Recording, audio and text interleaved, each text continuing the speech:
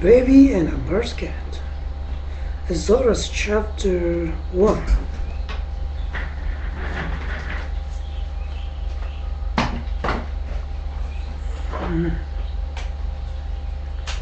Exodus chapter 1 and verse 1 to chapter 2 and verse 10. After Jacob's name was changed to Israel, his children were called Israelites. They lived in the land of Goshen more than 400 years. Then their numbers grew until they became a strong nation. Joseph and the king Pharaoh had been dead a long time. Another Pharaoh had come to the Egyptian throne. This new Pharaoh was afraid of the Israelites.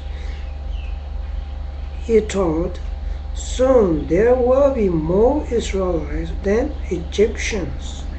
If they should turn against us, we will be in serious trouble. But if they join our armies, I must not let them leave Goshen. I will keep them for slaves.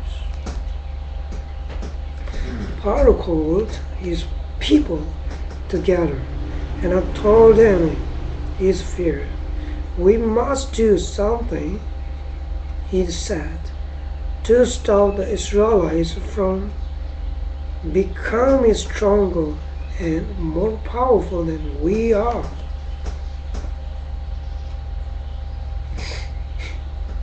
Finally, he and his officers decided to make the Israelites work even harder. Pharaoh wanted new cities, and he commanded the Israelites to build them. Then the officers put taskmasters over the workmen. The taskmasters were to make them work hard and fast, but the harder they worked, the stronger the Israelites became. Pharaoh was even more afraid. This will never do. He reasoned, I must make life more miserable for them, and he did. One morning, Pharaoh sent the Israelites this message: everybody, every baby boy that is born among your people must be thrown into the Nile River. Into such a world Moses was born. How much his mother loved him! For 3 months he hid him for the soldiers. Then the baby was too old to hide, so he gathered bulrushes that grew along the river. These she wove into the basket to keep the water out. She plastered it with pitch. Then she made a soft bed in the bottom. Next came the very hardest part. She put the baby in the basket and carried the basket to the river. There among the tall reeds of the river at the water's edge, she placed her precious bucket and went back home. Sister Mary played along the river bank and watched the basket. Soon a company of richly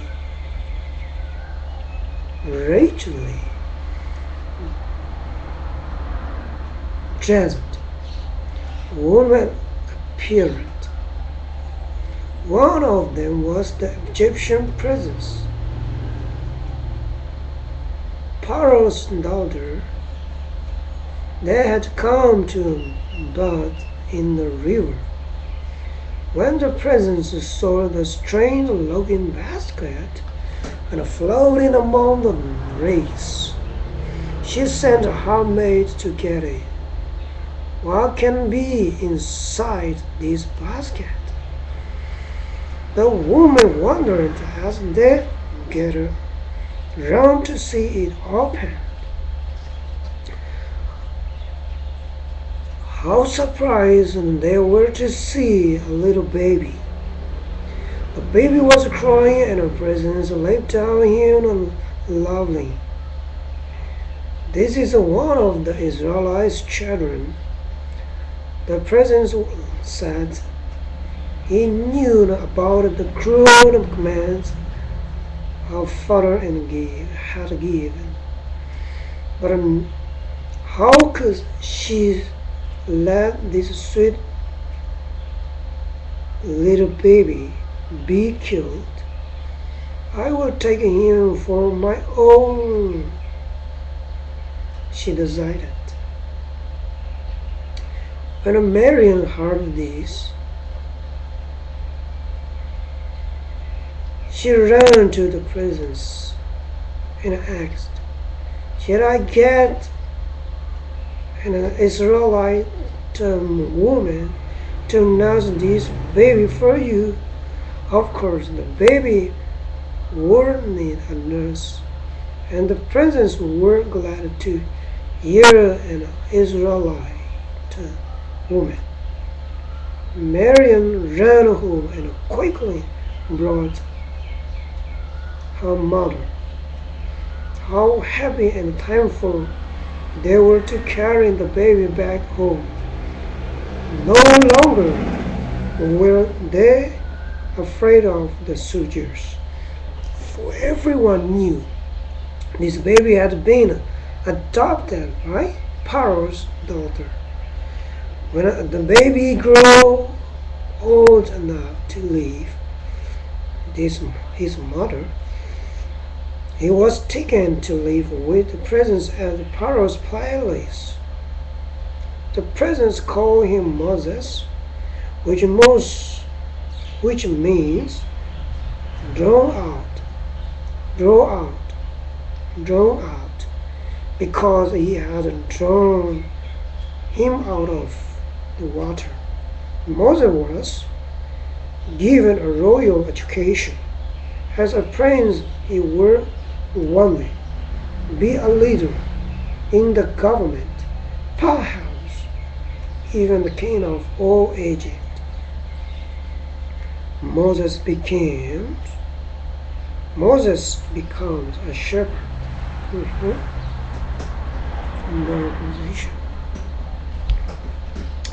Exodus chapter 2.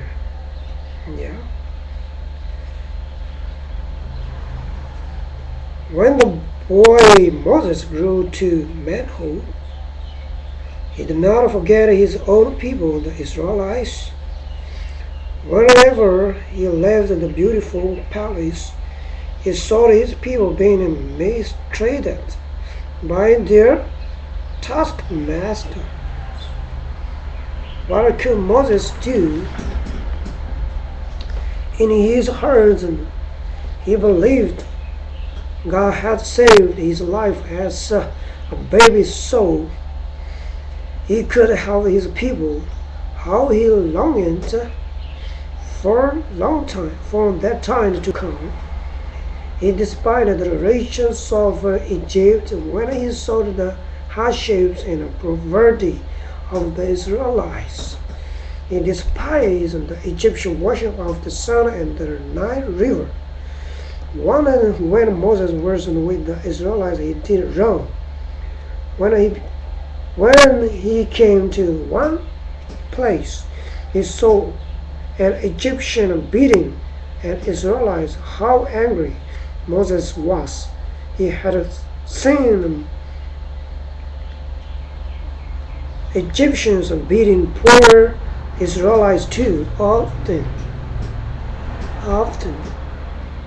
Moses could stand it no longer.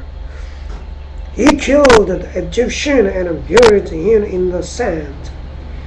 Sure, the Israelites understood that Moses was trying to help him.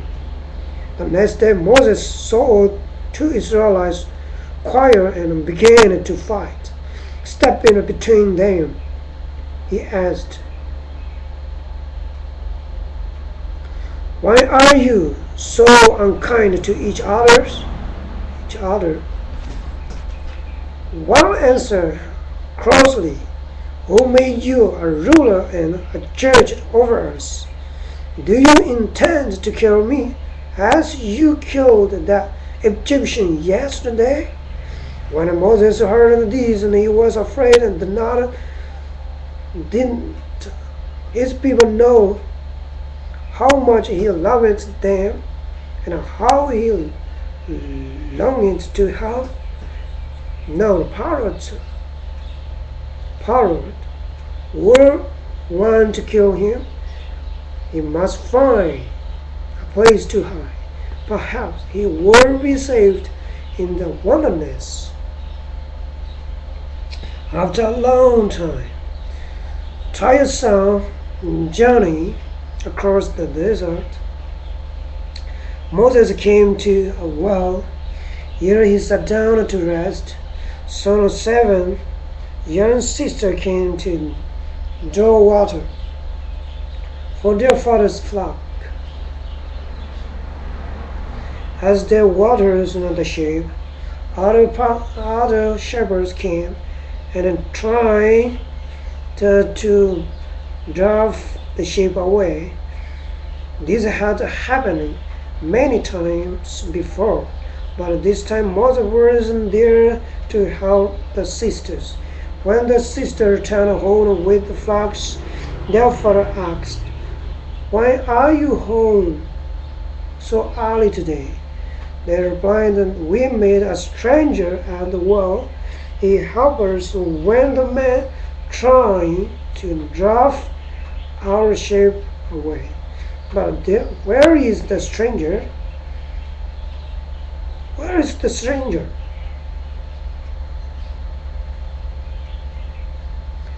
Their father asked, "Why did you bring him with you? Go and invite to eat with us." When Moses came, the father said, "I am Jethro, the priest of Midian. They are my daughters." As they talked, Jethro invited Moses to live among his people and to care for his flocks. Later, one of Jethro's daughters became Moses' wife. For many years, Moses worked as a shepherd in the land of Midian. Because he was a stranger among the people of Midian, Moses named his first son Gershom, which means a stranger here. Changes were taking place in Egypt. The old Pharaoh had died, and a new Pharaoh ruled. Daily he oppressed the Israelites and made life even harder or more miserable for them. Their hearts grew heavy. They groaned,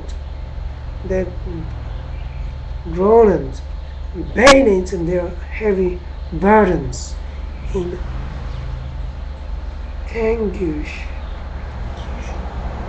They cried to God, and